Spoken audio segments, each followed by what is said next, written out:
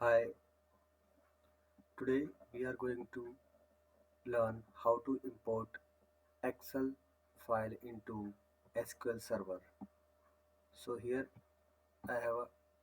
a SQL Server mm, Management Studio open window, and I have a Excel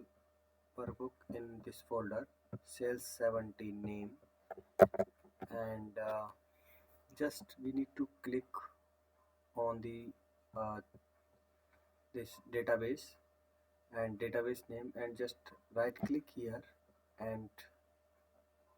click task and go to import data, and then just wait for the screen to come and click next, and data source, select data source as flat file source because we are importing Excel CSV,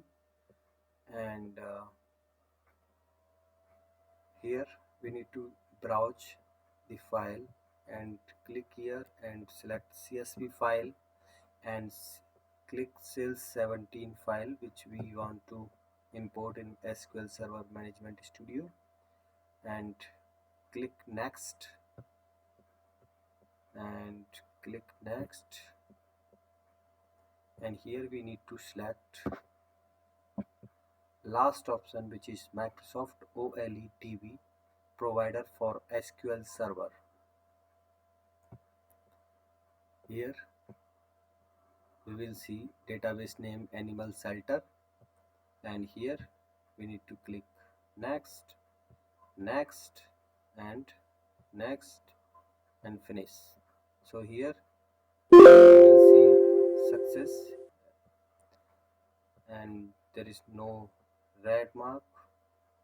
that means there is no error in while importing file. So close here, and